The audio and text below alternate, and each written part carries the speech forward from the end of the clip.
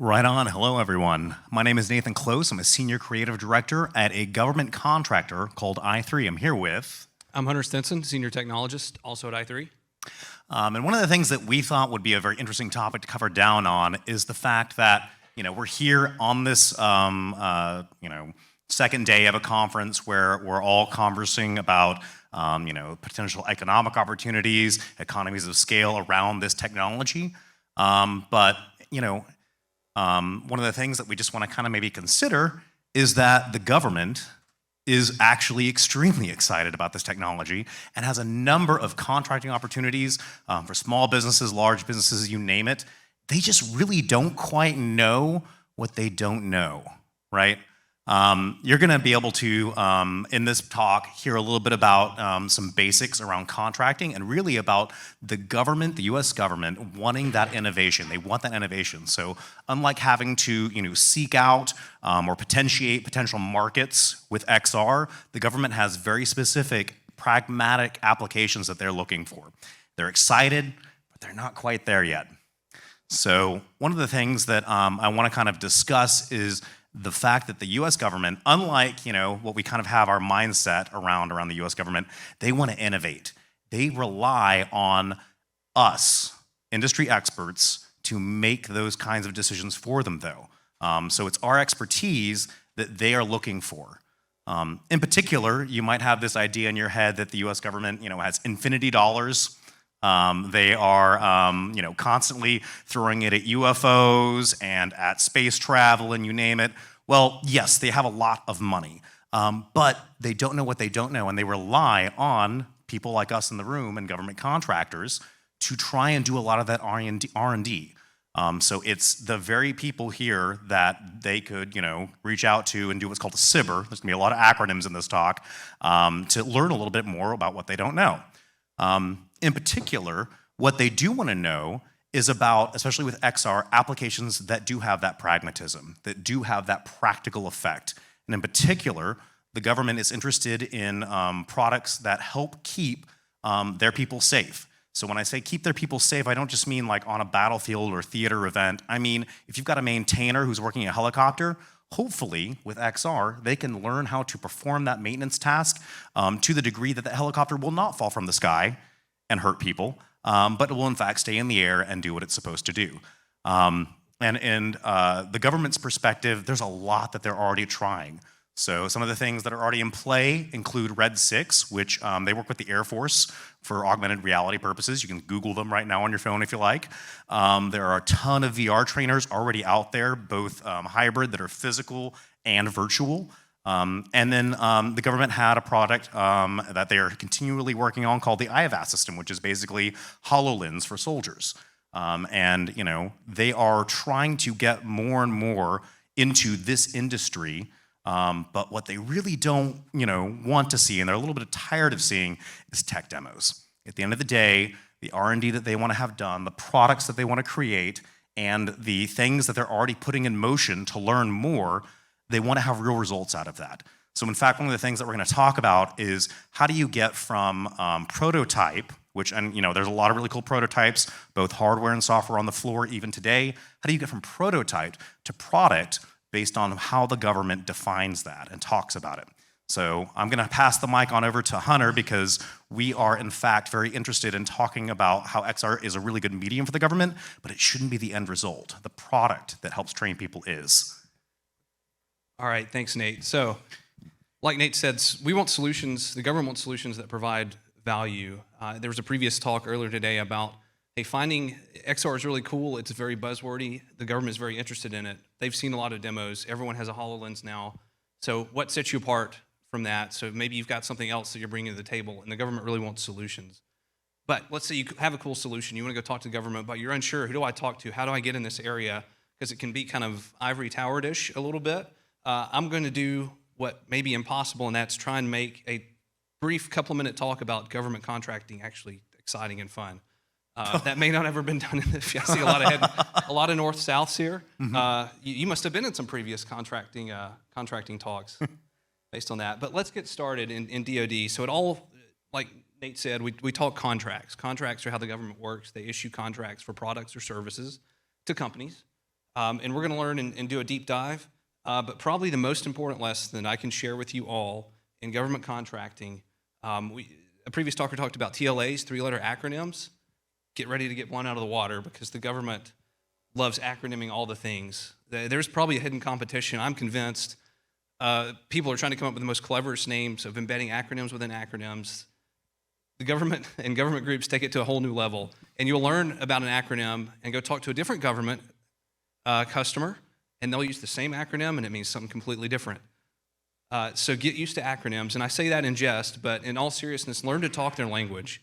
When you can start throwing out these acronyms to the customer, they're gonna understand. Oh, hey, he understands us. He's talking our language. So I really encourage you to, as a tip, learn your customer's language, learn the domain, learn the acronyms, and speak their language. So when they say something like, "Oh, the VTS is IL5 certified. It has a CAC and an ATO," you'll know what that means. It's been RMF'd. That's why I'm not wearing any socks right now.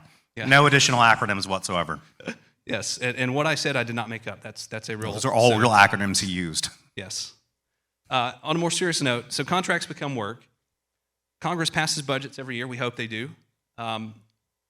And eventually that money funnels down to a place called program offices. Program offices really are the driving force behind innovation, products, and contract opportunities. You're going to hear me say opportunities a good bit. That's what I mean when the government has an interest. They will submit a contract opportunity on a website like sam.gov, sam.gov, and that's a publicly searchable. Anybody can go there right now on their phone and search for open contract opportunities. So that's a great way to look and get excited and just seeing what's out there in the government landscape. Eventually, the government program office will say, hey, we've got an opportunity. We're going to post it on sam.gov or another form of websites, which we'll cover shortly, and companies can compete against them. So you compete against cost, how much you think you can do it.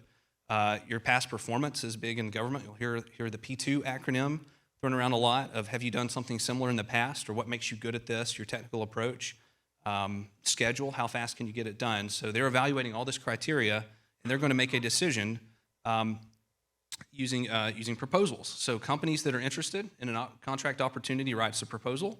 They will submit it to the government. The government will grade it. There are other types of contracts out there. There are some where you do a written question and answer session, or like the government will ask you live questions and you have to defend it, almost like a master's thesis of why your approach is better. But usually it's written proposals. That's a lot of the contracts out there will fall under the written proposal approach. So the government will evaluate it, they'll compete it, and eventually there will be a contract award based on the government's criteria. So they're going to rank everybody that submitted a proposal, and they will give the monetary award to go get the product or service and get it developed. So that's how we that's contracts in a nutshell, a very, very simplified nutshell. But you may be saying, okay, I've got a small company. How do I compete against these big boys that have been doing this for years, decades? They have an army of proposal writers. They make billions in revenue. Well, the government, to their credit, have something called NAICS codes, yet another acronym, which I have no clue what it means. I won't try to recite it. North American something. Yeah. But it's a way that companies can get ranked based on size. So they will have something called set-asides that allow small businesses to be competitive in the DoD. That way, it excludes these multi-billion-dollar companies for competing. Only certain business sizes can compete against this work. So that's how you get your foot in the door. So I want to kind of reveal the curtain a little bit to say it's a little bit easier to get in than you may be thinking and not compete against these big companies who do provide really big solutions and good products. But there's small business set-asides for all different types, from veteran-owned, woman-owned, minority-owned, small businesses to just general small business categories. So there's something from everybody to get innovative solutions into the government and provide solutions. Another way that's equally less scary is subcontracting to another person that's been in this world for a while. So there may be a prime contractor that works directly with the government, and they may subcontract out pieces of the work to a company. That way you don't have to learn all the language and all the domain and all the acronyms, and you can focus on what your product or solution is bringing to the table. And that's a good way to get your foot in the door. I do encourage you as a tip to make good relationships with those prime contractors, just like you would with a customer, because you want to be treated fairly, and a lot of them will help you along your journey as well. So definitely find a good contractor. If I may add a footnote, a lot of those subcontractors are the technical integrators. So if you are technically savvy as a small business to perform the actual task to make the thing, there are those big boy contractors that are like, yeah, give us the money. And then they go, hey, can you make that? So they are looking for those small businesses that they can get a really good deal with to make those contracts real. Yep, absolutely, absolutely. And the other cool thing that I really want to highlight for small businesses and non-traditional defense contractors, which you may be in, are something called SBIRs and OTAs. I'm sorry for all the acronyms. I can't help myself. It's forever. A SBIR is a small business innovation research. It's like a grant and R&D program that you partner with the government, and they'll get some value out of what you're researching and developing. You can also take it, turn it into a product later. There are different layers of that. That's for pretty small businesses, but that's a great way to get in with the government and get your foot in the door, because they're looking for innovative solutions, and they do depend on these small, very technically savvy companies that are really good in certain areas to go and solve these tough problems. And the government does have tough problems to solve for sure. Another area is something called an OTA, another transaction authority. This is a way that more or less bypasses the typical bureaucratic contracting process and allows more industry people that don't typically, are non-traditional defense contractors, can easily apply to OTAs. And the cool thing about these, it's really just writing white papers of technical approaches, and it's a way to get money and do some innovative research and development into a prototype. So really cool. And let's say we've made it through this, we've made a prototype, we've done some work with the government, we're feeling good, but how do we take the prototype and go to real product, which gets a lot tougher, because we can research, we can get to this area, we can get to cool tech demos. It works in a lab, it works under these conditions. How do we take it to the real world and provide value to these people that are, maintaining on the front lines or maintaining hardware and keeping all of us safe? So what do? Here's some tips from our side, as we've been doing this for a couple of years at our company at i3 that we feel are very important. When we go to conferences, the government personnel are always saying these words, buzzwords: ruggedization and durability. So what we have here, if you have a product, people in the government, soldiers particularly, will not play nice with your product. They will try to use it as a Frisbee if they can. They will try to misconfigure it. Things will just happen. There's a saying, Private Joe will be Joe. Private Joe. Private Joe has come to destroy many products or cause hardware to be broken way before it should have been obsoleted. So design things for Private Joe in mind. Make it durable, make it rugged. And that goes for software too. You may be saying, I'm software, we're good. Well, Private Joe will find a way to misconfigure your software and break it. Y'all know what we're talking about. And The there's no worst internet. testers. Yeah. There's no internet connection in a lot of these sites. So how you fix it, you pay your own company dime, and you go fly out there and you have to fix it at a remote site. So designed for Joe in mind. Even with software needs to be durable. Yeah, think a black bear inside a meat shop. They're gonna just ransack it. Absolutely. What could go wrong will go wrong. Occam's razor is no longer valid here. It's just black bears. Yeah, or like a 2-year-old toddler that found your iPhone and is hovering over the toilet. Oh yeah. Yeah. I was gonna throw like a headset. I was gonna buy a headset and throw it during this presentation to demonstrate how terrible things can be. We've come across this before. It's real. We would take the headset out. We're not that lavish. I wouldn't. The other area, modularization. So modular standards-based systems, the government is all over this recently, because in the past, what they've typically done is they've went to one vendor, and it's all proprietary all the way up. So it makes it hard to maintain. It makes it hard to change, and the government sees that and wants more modular and open systems that can interconnect and interplay and play nice with others. So if your product if there's a standard in the realm of your product, make sure it adheres to that standard or that protocol, even for hardware specs. Government is huge. In fact, yet another acronym, modular open systems approach, is a term the government has coined. That's a big buzzword. You will excite many a government customer if you mention MOSA when you're talking with them. And last and most importantly is cybersecurity.